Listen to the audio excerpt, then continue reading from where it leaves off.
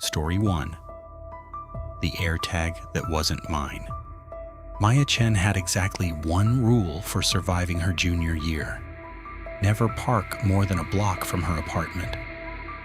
Riverside wasn't a dangerous neighborhood, not really, but the street lights were spaced too far apart, and her building's lot had been full since September. The notification came on a Tuesday. AirTag found moving with you. She was standing in the cereal aisle at the campus grocery store, phone buzzing in her coat pocket. She read it twice, laughed a little, and kept shopping. Some stranger's tag must have looked her way in a parking lot. Coincidence? Bluetooth doing Bluetooth things. By Thursday, it wasn't funny. The notification came again. Same time, almost to the minute. 4:18 p.m., right as she left her afternoon lab. She stood on the sidewalk outside the chemistry building and stared at her phone like it had said something in a language she almost understood. "You okay?" Her lab partner, Jake, paused beside her, adjusting his backpack strap. "Yeah, this just keeps happening." She turned the screen toward him. "Some AirTag keeps showing up as traveling with me. It's happened 3 times this week." "Probably just glitching off someone else's phone. Happens on the subway all the time in the city." "I don't take the subway, Jake. I drive." That night, she took her car apart. Not literally, she wasn't insane. But she went through it the way her dad had taught her to check for a slow tire leak. Methodically, corner by corner, flashlight in hand, glove box, under the seats. The trunk, where her gym bag lived in permanent, faintly embarrassing residence. Nothing. She checked her backpack next, dumping every zippered pocket onto her bed. Textbooks, a dead pen, 3 hair ties, 3 days worth of granola bar wrappers she was too tired to be ashamed of. Nothing. Her jacket. Nothing. The notification came again on Friday. By Saturday, Maya had stopped sleeping well. She found herself checking the peephole before she left her apartment, glancing at parked cars she didn't recognize, walking faster through the stretch of sidewalk between her building and the bus stop, where the streetlight had been out for 2 weeks. She told herself this was paranoia. She told herself Bluetooth signals bounced around all the time.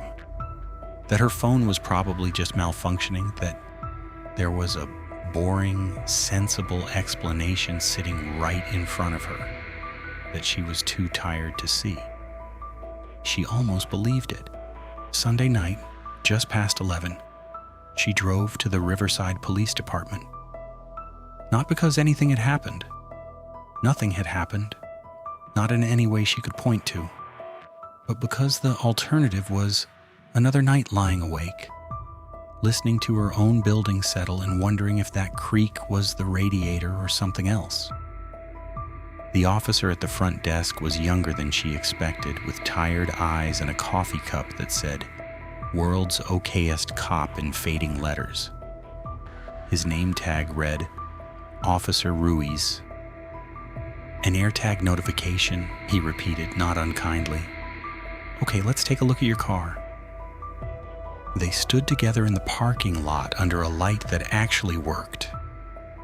Ruiz had a small flashlight of his own, the kind that clipped to a keychain, and he crouched beside her sedan with the patience of someone who had done this exact thing before and hoped, quietly, not to find anything. He checked the wheel wells first. Then he slid partway underneath the rear bumper, and Maya heard him go still. "Miss Chen." His voice had changed. Flatter. Careful. "I need you to step back onto the curb for me." She did. He pulled out a small black disc, no bigger than a coin, wrapped in a strip of electrical tape that had been pressed flush against the metal frame. He didn't say anything for a moment. He turned it over in his gloved hand, reading something on the back. A serial number, maybe, or a date. "How long have you lived at your building?"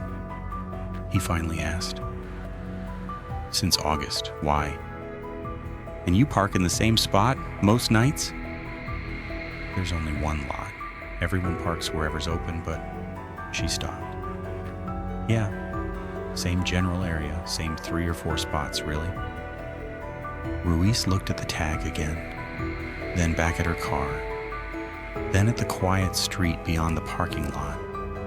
The kind of street where every window was dark except 1, 2 buildings down, where a light had just clicked off. "This tag's battery reads about 6 weeks of use," he said quietly. "Didn't get put here tonight." Maya felt the cold reach all the way into her chest. 6 weeks, she repeated. "Ms. Chen, I want you to think carefully. In the last 6 weeks, has anything felt off? Not big things, small things. A door that felt different when you got home. Anything moved that you didn't move." She thought about it. She thought about the granola wrappers she didn't remember eating that many of. She thought about the porch light that had started flickering in October, the one the landlord said was probably just a loose bulb.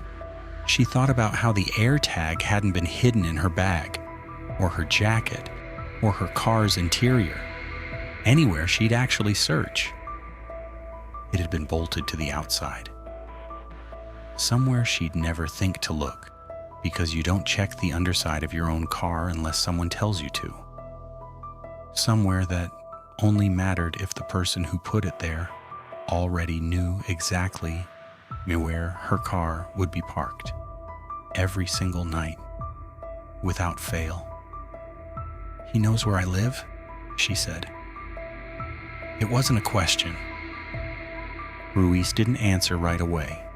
He was already reaching for his radio. Within 20 minutes, 2 more officers had arrived, sweeping the lot with flashlights, checking every other car within sight for anything that didn't belong. They found nothing else that night. Ruiz walked Maya back to her building himself, waited in the stairwell until she'd locked her door, and left her with a card, a case number, and instructions to call if anything at all felt wrong. The department ran the serial number the next morning. It matched 2 other tags logged into evidence at stations across the county that same year. 2 other addresses, 2 other names, on 2 other case files, both marked open, both marked unresolved. 3 days later, Ruiz called Maya's cell for a routine check-in and got only voicemail. He tried again that afternoon, then a 3rd time. That was when dispatch mentioned, almost as an afterthought, that both names from the matching serial numbers had gone quiet that same week too. No forced entry at either address, no struggle, just silence, and doors that had somehow locked themselves from the inside. Ruiz drove to Maya's building himself. Her car sat in its usual spot, dew collecting on the windshield like it hadn't moved in days. Her apartment door wasn't broken or forced. It was simply unlocked, the way a door is when someone means to come right back and never does. She hadn't stepped out. Her phone was still charging on the nightstand. Her keys still hung by the door. On the bed, centered on the pillow like it had been placed there with care, sat a plain white index card. Ruiz read it twice before he made himself set it back down. "You check the bumper. You never check the ceiling. 3 down. Watch for the rest." He looked up slowly at the smoke detector mounted above the bed. The little red light that should have been blinking wasn't. Story 2. The wrong number. Ethan Cole hated Sunday nights. Sunday nights meant tomorrow was Monday, and Monday meant the pharmacy. And the pharmacy meant 8 hours of Mrs. Halloran asking why her copay had changed for the 4th month running. So when his phone buzzed at 9:52 p.m., he almost didn't look at it. Almost let it be Monday's problem, too. Unknown number said, "I'm outside."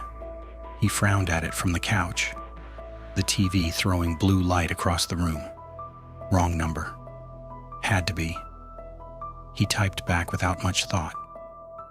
"Ethan." "Wrong number, man." The reply came fast. Too fast for someone typing out a real response. "Unknown number." "I know." Ethan sat up. He read it 3 times the way you read something that doesn't make sense the first time, and somehow makes less sense every time after. Not even an apology saying wrong number, "Ooh, my bad." Nothing. Just a confirmation. Like the wrongness of the number was the point. He blocked it. His thumb moved almost on instinct, the way you'd swat at something before your brain caught up to what it was. 30 seconds later, a different number lit up his screen. Different area code entirely. New number. You looked out the window. Ethan's stomach dropped somewhere around his shoes. He had looked out the window. Right after blocking the first number, some reflex he couldn't name had pulled his eyes to the living room curtain, and he'd pulled back the edge maybe 2 inches and looked at the dark street outside for exactly 4 seconds before letting it fall shut again. Nobody saw that. He lived alone. There was no camera pointed at his own window from inside his own house. He hadn't told anyone, hadn't texted a friend, hadn't posted anything, hadn't so much as muttered it out loud. And yet, he stood very still in the middle of his living room, phone gripped so tight his knuckles had gone pale, and made himself breathe. Coincidence, he told himself, a lucky guess. People look out windows when they get a text like that. It's a common reaction. Anyone would have guessed it. He almost believed it. Then the porch light went out. Not flickered. Went out, the way a light does when someone finds the switch. Not when a bulb dies. 1 second the strip of yellow under his front door was there. The next, it wasn't. And the darkness outside his house felt suddenly much closer to the darkness inside it. Ethan didn't call the police right away. He'd tell them later that he didn't know why, that some part of him wanted to believe this was still a prank, still something he could laugh about with co-workers on Tuesday. He locked the front door instead, then the back, then stood in his kitchen holding a flashlight he hadn't turned on, listening to a house that had never felt this loud before. The refrigerator hum, the furnace clicking on, his own heartbeat, absurdly audible in his own ears. It was the sound from the side yard, a soft, deliberate crunch of gravel followed by nothing, followed by another crunch a full 10 seconds later, patient in a way that footsteps hurrying past never are, that finally sent him for his phone. The 911 dispatcher kept him on the line for 11 minutes. An officer arrived not long after and walked the perimeter with him at first light, once there was enough sun to see clearly. They found the footprints together. A single set, size 11 work boots, circling the entire house, every window. Not just glanced past, paused at, if the depth of the print meant anything.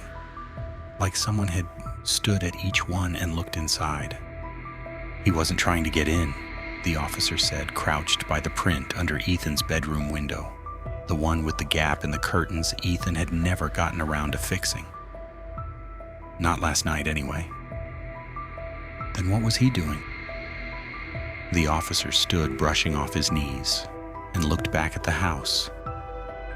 Really looked at it, the way you'd size up a building you were about to walk into. Checking which rooms you use, Which windows don't have curtains? Whether you live alone? He paused. He wasn't finished collecting information, Mr. Cole. That's why nothing happened last night. Ethan felt something in his chest go very cold and very still. So he's coming back. The officer didn't answer that directly. He just asked quietly whether Ethan had a place he could stay for a few days.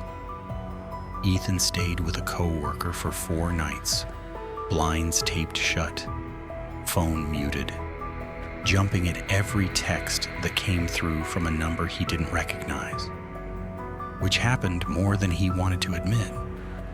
On the 3rd night, going back through his own memory the way you replay a song trying to catch the lyric you missed, he remembered a jogger in a gray hoodie who'd passed his house on 3 separate mornings that same week.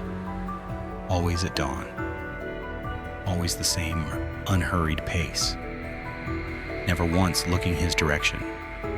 Until the 3rd morning, when Ethan glanced up from his coffee and found the jogger's eyes already on him, already waiting for it. He gave the description to the officer over the phone. It wasn't much. Average height, gray hoodie, work boots instead of running shoes, which in hindsight should have been the tell all along. Ethan moved back into his own house 4 nights later, once the locks had been changed and a camera had gone in above the front door.